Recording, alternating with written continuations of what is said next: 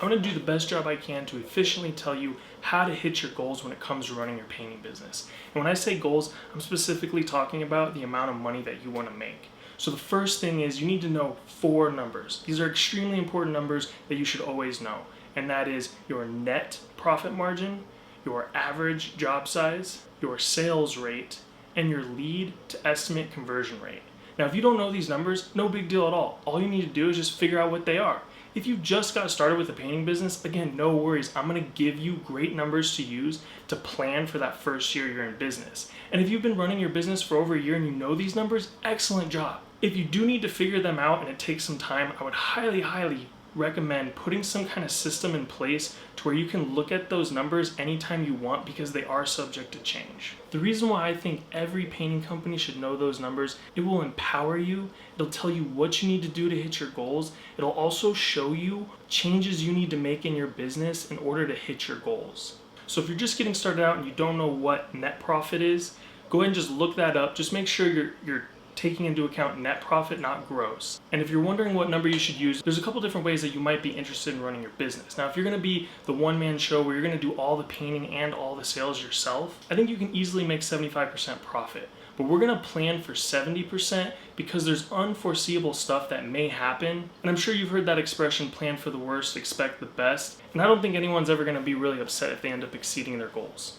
Now, if you're going to hire the labor and you're gonna do all the sales yourself, but you're gonna have painters or subs actually do the labor, again, I think you can easily make 40%, but let's go ahead and plan for 35%. Now you might be wondering, well, what would you recommend? Should I do the painting or not do the painting? And that's a great question, and only you can answer that. I've tried to turn painters into office guys, and they end up hating their life. So if you really enjoy painting, working with your hands, and that's what you want to do, I would say go ahead and paint. But if you wouldn't be unhappy being more of an office, administrative, managing type, then don't paint. And to really simplify it, if the end goal is to one day not have to paint, don't delay it, do it right now, today. This might be the best piece of advice I give in this entire video, but make a promise to yourself that you will not paint a full paint job over this next year.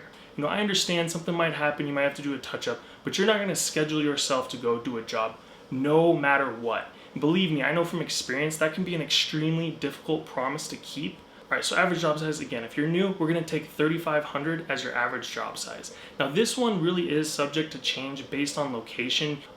Exterior repaint on a home in Houston is going to be a lot different than it is in Seattle. But 3,500 I think is a good average, and if you're super worried about it, here's a great exercise. Just look up big successful painters in your area, shoot them an email or a call, and just say, hey, I admire that you've done a great job, I'm getting my painting business going, and I'm trying to make a plan. I just had one question. What should I plan for my average job size? And because they'll probably say, oh, it depends on this and that, just go ahead and tell them average job size on a home for a full exterior repaint. You'd be surprised how willing they are to help. And if you've been painting, just take every single job you've done, add up the total price of those, and divide it by how many jobs are. That's your average job size. So your sales rate is how many jobs that you booked divided by how many estimates that you actually did. For sales rate, if you're just starting out, we're gonna take a sales rate of 30%.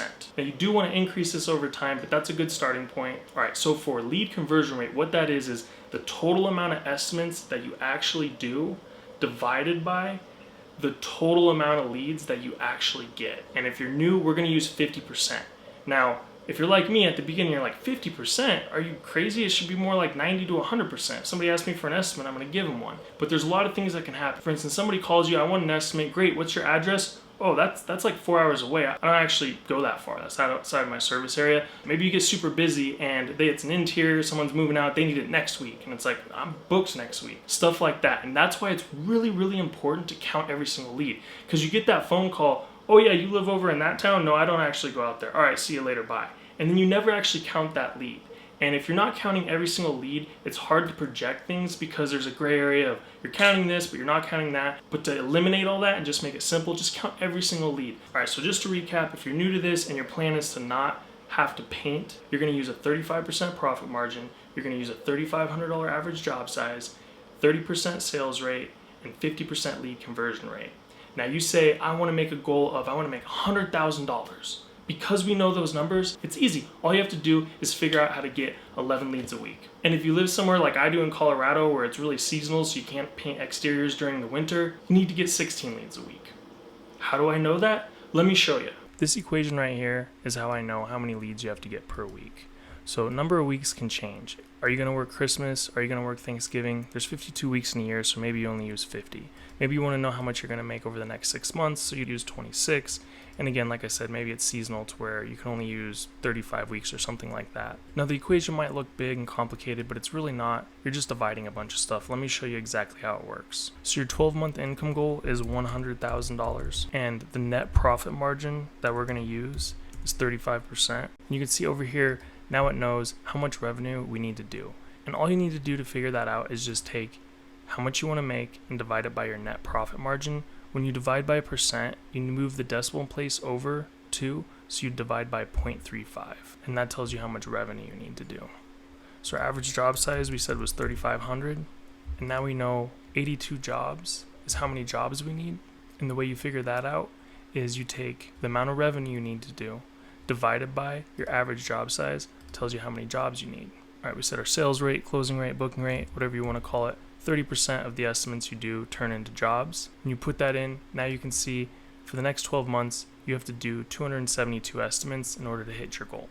And the way it figures this number out is you take the number of jobs that you need and you divide it by your sales rate.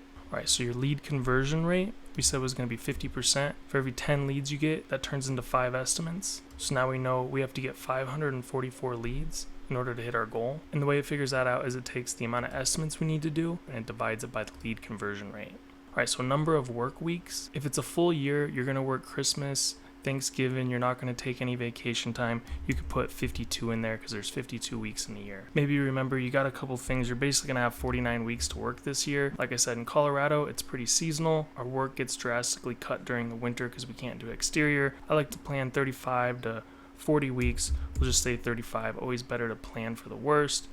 That's where I got that number, 16 leads per week. Now you might be noticing and thinking, hold on, wait a minute. 3 jobs a week for 35 weeks, 3 times 35 is 105, but this is saying 82 jobs. It's because it's rounding these numbers up. This number is really 2.33, but you can't book a third of a job, so it rounds up to 3. But this is one of the many reasons why this is a great exercise, but you should really be planning everything out week to week for at least 12 months out. There's going to be some weeks where you book 2 jobs, some weeks where you book 3 jobs, and you'll still be able to hit your goal. Now, depending on where you're at, you'll probably look at this and think a couple of different things. One, if you're new, you might be thinking, wow, this is great. This looks easy. Painting's great. I'm going to make $100,000. If you've been painting a while, you might be thinking, this is not realistic. I've done $300,000 in revenue. I didn't make anywhere near $100,000.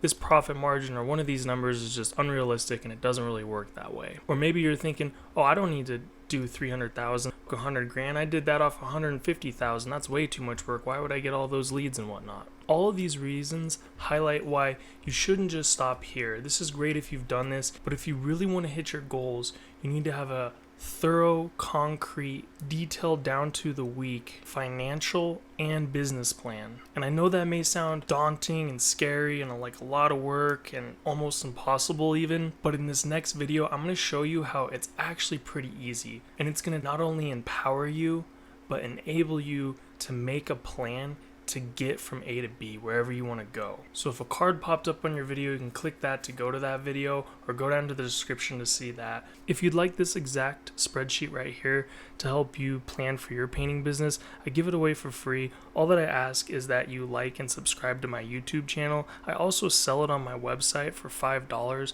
I put a link to my website in the description. That's where my email address is as well. If you like and subscribe, you just have to send me an email letting me know you want this spreadsheet right here. Otherwise, I won't know, but I'll reply with this in the email. And I wanted to end with just a quick example of why I really strongly encourage you to make a detailed plan and not just do this. Here's 2 really common examples of painting businesses and their numbers. Here's painting business A, where they're making $100,000 and they're only doing $129,000 in revenue. This is painting business B, and you can see they're having to do $1.25 million to make $100,000. And the point of this is, just based on these numbers, there's no way to tell which painting business owner is better off. This painting business owner might be only working 4 hours a week and making $100,000. That's not too bad. It just depends on what you're trying to do. It's just why you should make a good business and financial plan.